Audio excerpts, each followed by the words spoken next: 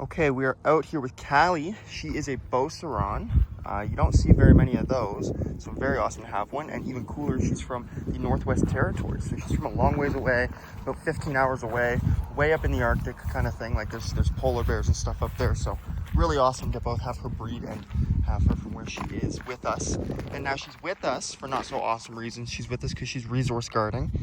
She gets very possessive of her food and just any items that she gets possession of that she maybe shouldn't have, or that her owners try to get back from her. They have no way to get it back because she will growl, she'll snarl, she'll snap at them. Hey, come on. I don't know if she's ever really done any real damage to them or anything, but she's definitely showing signs that she would. She's being quite forward with her aggression when she gets a hold of things, and they can't go anywhere near her right now when she has something that she either shouldn't have or that she wants to maintain possession of. So the family's quite worried about that. They have a toddler as well, so they're quite concerned with that. So obviously during the time we have her for 5 weeks, I believe, we're going to be working on those issues. And then we're going to work on some of her she's got some recall, like no recall, so we're going to get her off leash here too. So that'll be great.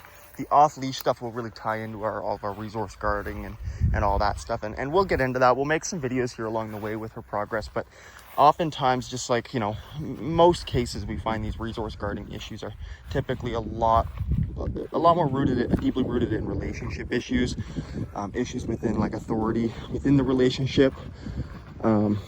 So getting the owners and getting the dog kind of clear on where that relationship is and how that relationship should look is going to be a huge part of this process. And one part of that is going to be off-leash training. So making sure we're fulfilling her with that really good, obedient off-leash reliability.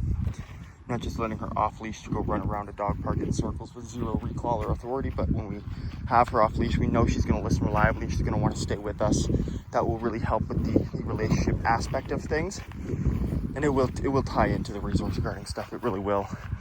Obviously, we will teach her. We're going to teach her how to play, and playing possession games with her. That's going to be a huge part of this program for Cali, is teaching her how to play possession games appropriately. So, teaching her how to compete in a healthy way with her owner, her handler, in games that she obviously enjoys and are genetically fulfilling for her, but also show her how to build up that arousal, cap that arousal, relinquish possession of something that she's very intense about maintaining possession of for the sake of following the rules of the game and the authority that we create through those games that we play. That's just going to have a huge benefit on Cali and, again, her resource guarding issues. So that's going to be one of the primary ways we address that, is both resolving that relationship issue through general fulfillment, like off-leash reliability and obedience, and again, control and authority in obedience. And then, of course, fulfillment through play and control through play, getting her really high arousal, getting her really like into some sort of game, like, again, possession games, tug, I guess, if you will, would be my go-to, so we can really get her intense and wanting to possess an item, and then teach her to relinquish it, and then teach her to get it back, and just teach her the skills and the strategy involved with that game, how to be competitive without getting carried away with it. All of those things are going to be taught through this program, and they're gonna be what helps resolve that resource guarding issue. It's going to be unlikely that we need to really rely on any kind of like punishment around or corrections around the actual resource guarding behavior concern, at least not like real, like, traditional like punishment. Unlikely, not out of the question, of course. Nothing is ever out of the question in these cases, but oftentimes when I look at these issues, we don't usually need to target the actual issue of in this case, the resource guarding of the food. You'll see a lot of counter conditioning and stuff that will be done with these kinds of situations from other trainers, whether it's counter conditioning with rewards or punishment related with corrections. Either or, they often just focus again on the symptom and not the overarching issue, right? Which is, again, it's usually a relationship and authority and a rank structure in the relationship issue.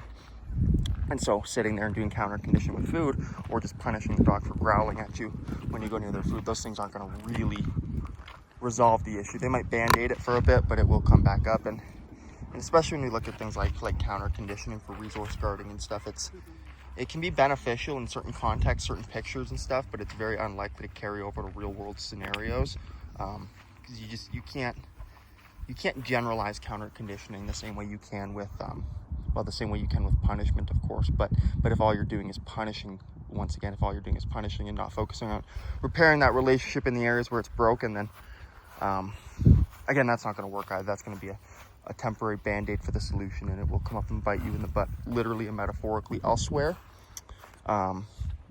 So we want to make sure we're taking a bit more of a nuanced approach with this, right? We're gonna really build that relationship up. We're gonna teach her how to get intense with her games, like possession games and tug, how to get intense with it, but to cap that intensity and to control that intensity.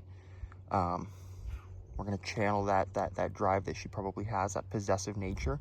We're gonna channel that into something productive, and hopefully that kind of resolves our issues right there without having to really, focus on the actual resource guarding behavior. So anyway, that's our game plan for Cali. Hey, Cali, that's our game plan. We'll see how she does. But I think she's going to do quite well. She's a very sweet dog, so I'm excited to work with her. Stay tuned.